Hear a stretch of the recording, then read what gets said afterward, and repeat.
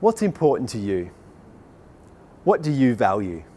Well, a recent survey looked at people's New Year's resolutions, and they found out that 45% of people listed their main New Year's resolution as to be happier.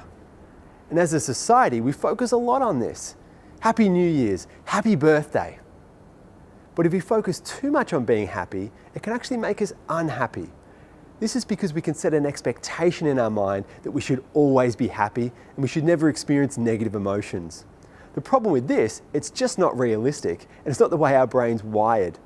The world would actually be a really weird place if people were happy all the time. But there's a very specific form of happiness that we can look for and work towards in our life that will be really helpful for us. Stick around and I'll tell you a little bit more after this.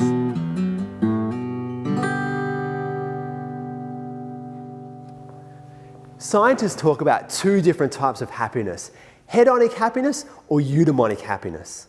We can think about hedonic happiness as short-term happiness.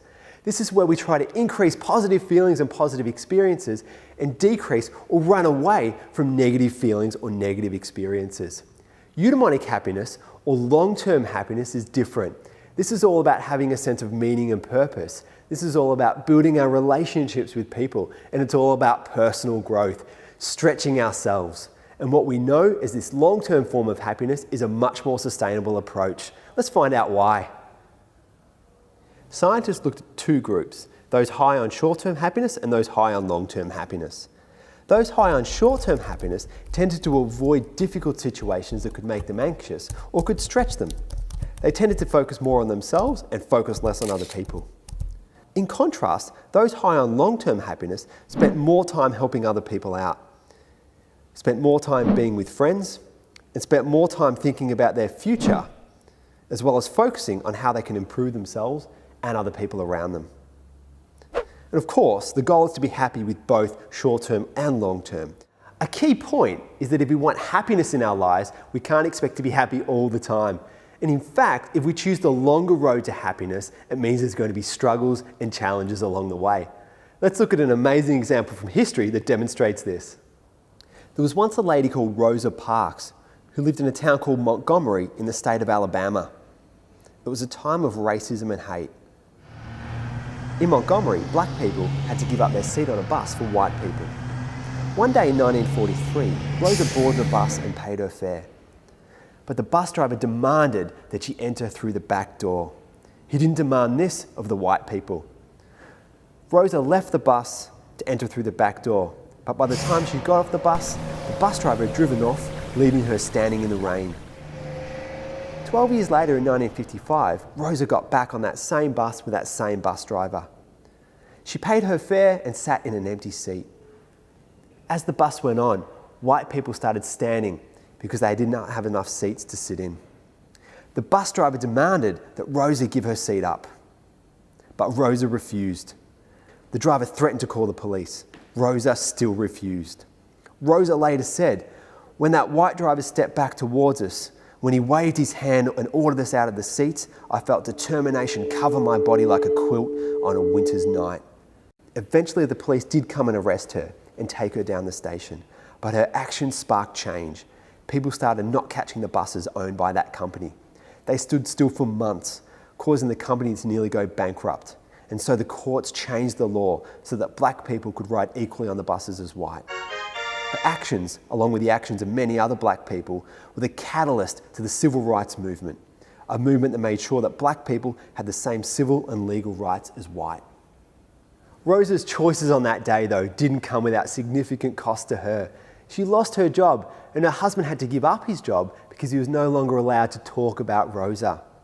But Rosa broke through that. She went on to live an enormously significant life. Her actions on that day changed the world. 50,000 people attended her funeral. Such was the significance of her impact on the world. And all because she did one key thing. She chose to follow her values. Her values of fairness, justice, and equality were the things that guided her behaviour on that day, and it changed the world forever. We can think about a value as a guiding principle of our life. Values guide our actions, our choices, and our behaviour. Let's think about it from a train track perspective. And let's say there's two tracks. One track is our actions, the other track are our values. When these two operate in tandem, when these two align, it takes us to the place where we want to be. It takes us to the future where we feel good about ourselves and we can live that longer term happiness. But as soon as these two deviate, as soon as our choices no longer are consistent with our values, the tracks start to move apart. At the start, it might not look very big, but if you start doing this throughout your life, the distance between the tracks gets bigger and bigger, and eventually we derail. We don't end up where we want to be. Let's explore the ideas of values and behaviours from the perspective of Tom. Tom and some of his friends are hanging around at lunchtime. Another kid, James, walks past. One of Tom's friends yells out to James, "Hey loser, come over here." He then gets up and approaches James, takes his bag off him and throws it to another kid. The kid then throws the bag to another kid while James watches helplessly. Suddenly, one of the kids throws the bag to Tom. Tom now has a choice. Does he throw the bag to another friend, or does he take the bag back to James and tell his mates to settle down? Tom throws the bag to his friend.